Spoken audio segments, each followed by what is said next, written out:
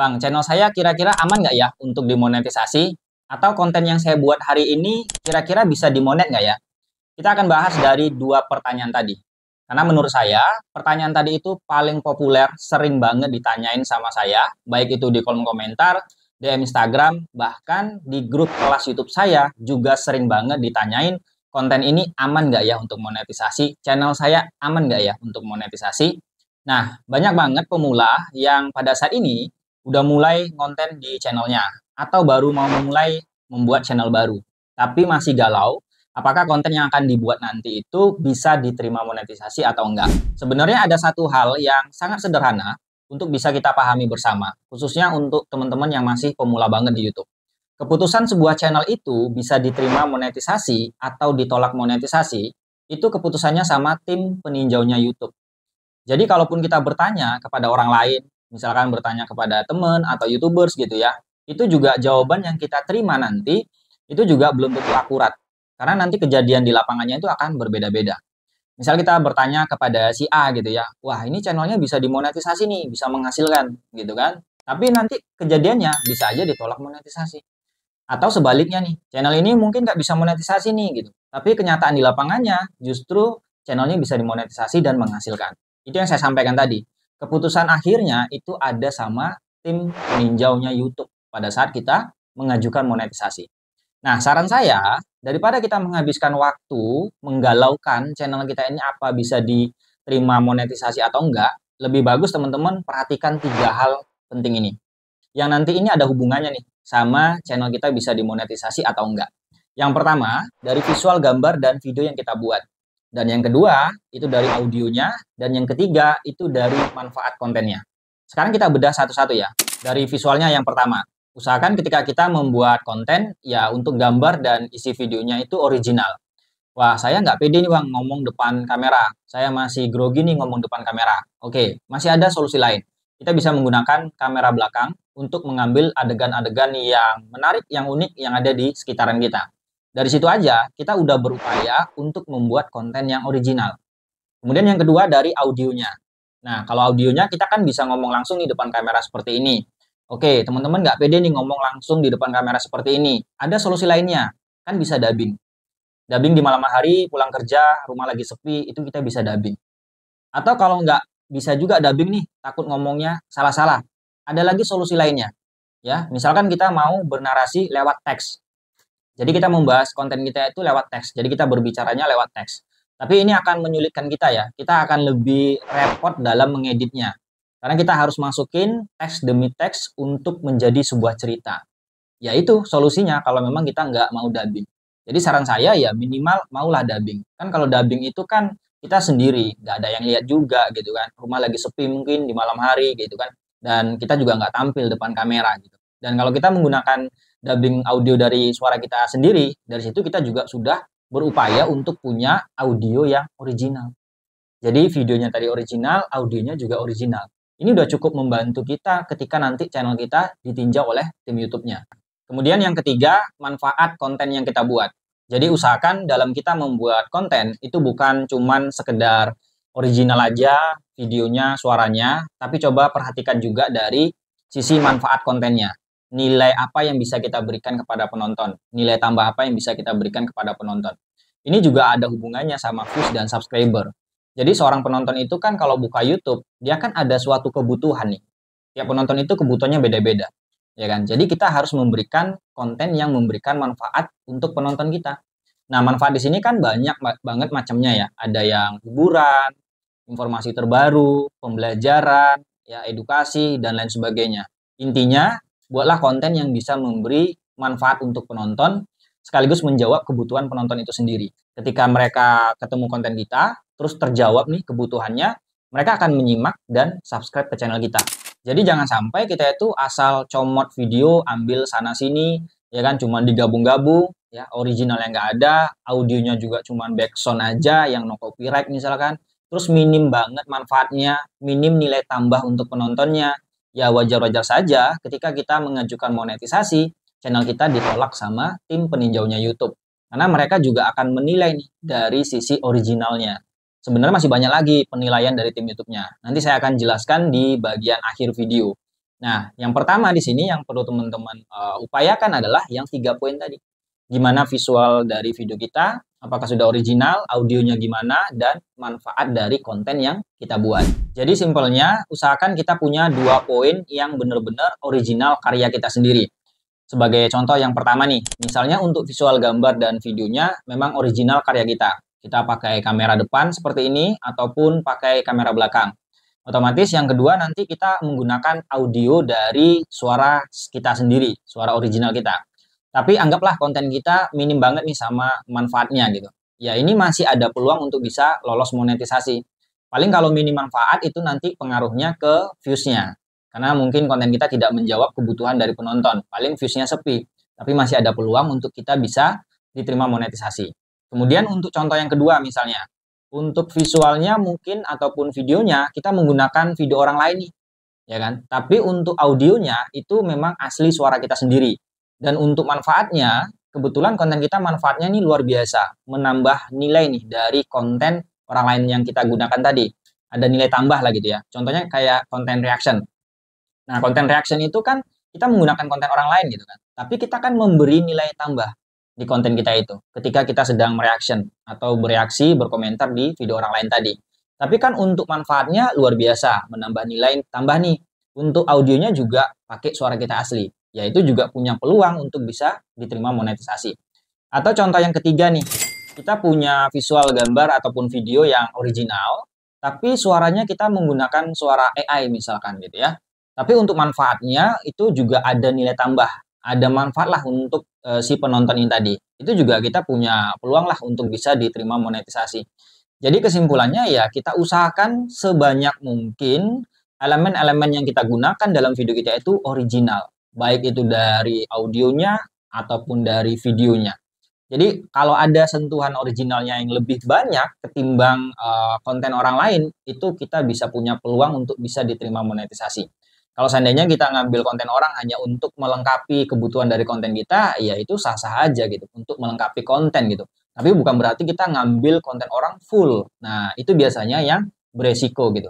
Tapi pada dasarnya, ya usahakanlah.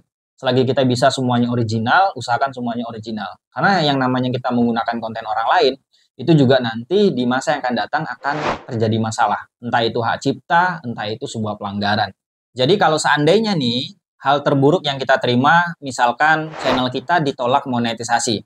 Nah, YouTube itu masih memberikan solusi untuk channel yang ditolak monetisasi. Solusinya adalah membuat video banding. Biasanya kita dikasih waktu sekitar 14 hari. Nah, pada saat membuat video banding, itu maksudnya adalah kita membuat video klarifikasi. Klarifikasi bagaimana cara kita membuat kontennya. Nah, masalahnya di sini, kalau konten-konten yang kita buat sebelumnya itu lebih banyak sentuhan originalnya, apalagi ada wajah kita, suara kita asli gitu ya, maka itu bisa membantu pada saat kita membuat video banding klarifikasinya. Sinkron nih antara video kita yang populer, video kita yang baru, dengan video banding yang kita setor sama YouTube itu sinkron, sama nih gitu. Tapi begitu sebaliknya nih, kalau kita selama ini menggunakan konten-konten orang lain, lebih banyak nih konten orang lainnya, maka nanti pada saat kita ditolak monetisasi, membuat video banding, itu bakal susah kita klarifikasinya. Sama aja kita klarifikasi menggunakan konten orang lain. Ujung-ujungnya ya kita udah banyak menghabiskan waktu, channel kita ditolak monetisasi, coba buat video banding juga ditolak. Gitu. Jadi sebelum itu terjadi sama teman-teman, ya cobalah untuk berupaya di 3 poin penting yang saya sampaikan tadi. Biar ada peluang nih channelnya bisa diterima monetisasi dan nggak banyak buang waktu untuk konten di YouTube-nya. Mungkin sampai di sini teman-teman ada yang bertanya nih, kenapa di channel sebelah itu justru aman-aman aja monetisasinya, padahal dia menggunakan konten orang lain.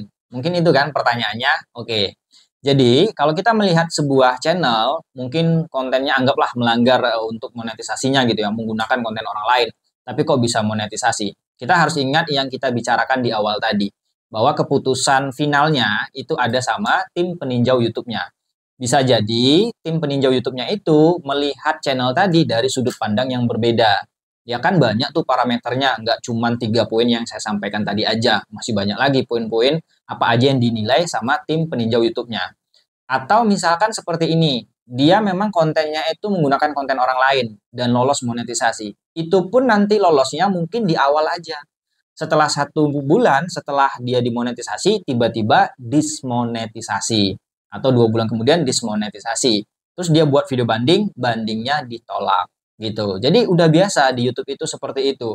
Gitu. Ada yang di awalnya diterima, nanti ujung-ujungnya 1 bulan kemudian malah ditolak monetisasi.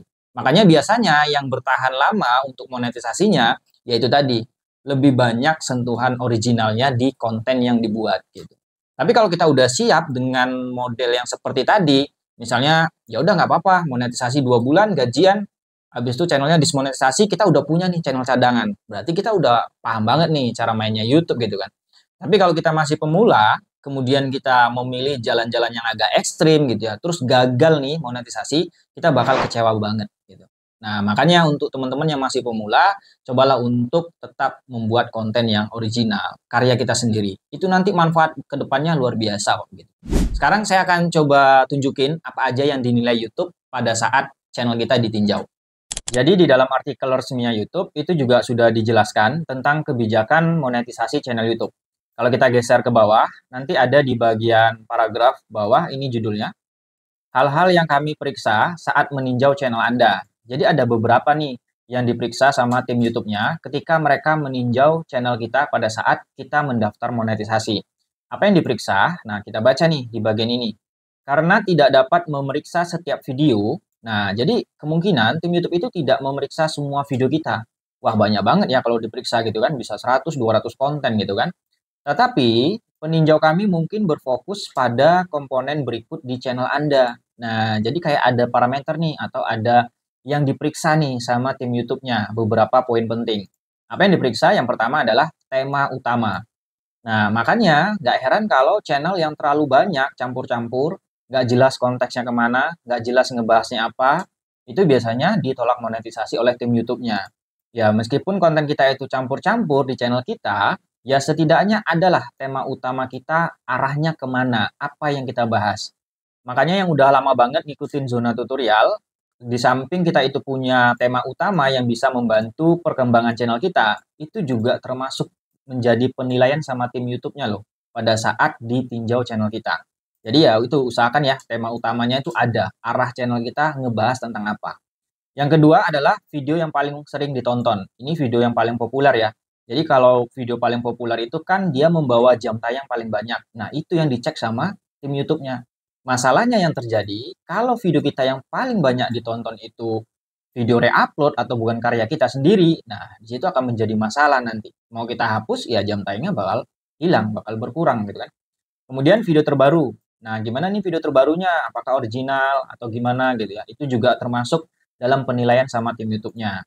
Kemudian proporsi waktu tonton terbesar. Waktu tonton itu sama dengan jam tayang ya. Jadi sama aja. Nah, ini biasanya untuk waktu tonton terbesar itu dari konten yang mana? Ya, paling nggak itu pasti dari konten yang populer gitu ya. Konten kita yang paling rame. Lagi-lagi konten kita yang paling rame akan ditinjau sama tim YouTube-nya. Kemudian ada metadata. Nah, metadata ini buat teman-teman yang nggak tahu itu seperti judul, thumbnail, deskripsi, itu juga dinilai. Ya, saya pernah dapat peserta di kelas YouTube saya, channelnya original, edukasi, dan orangnya di dalam studio, tapi channelnya ditolak monetisasi.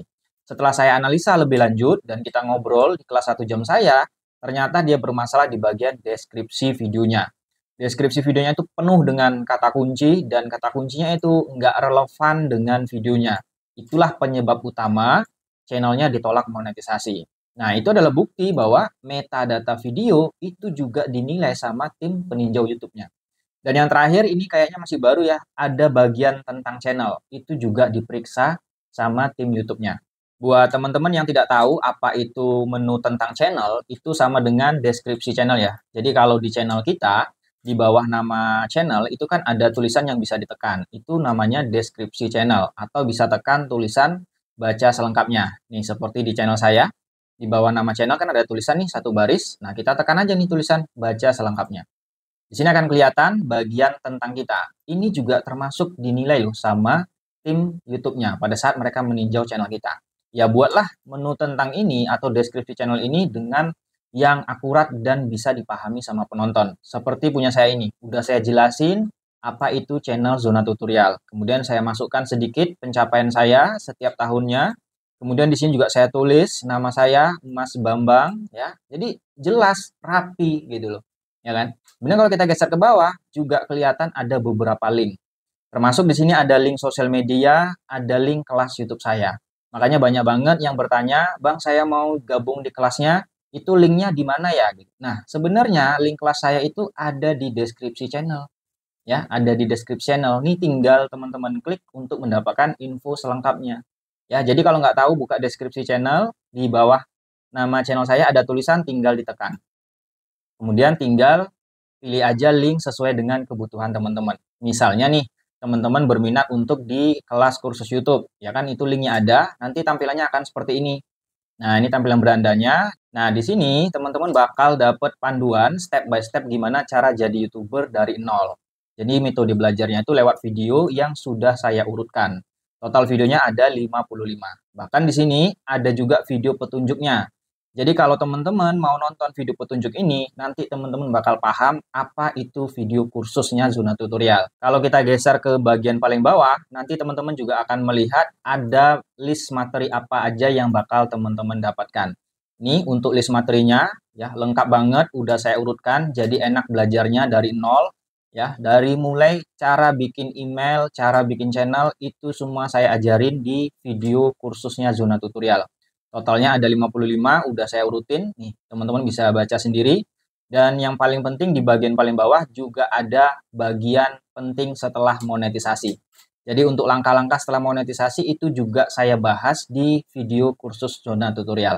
Jadi nanti buat teman-teman yang berminat mau bergabung, ya silahkan dicek di bagian deskripsi channel saya. Ada beberapa link yang bisa teman-teman tekan. Semoga video ini bisa bermanfaat. Sampai jumpa lagi di konten selanjutnya.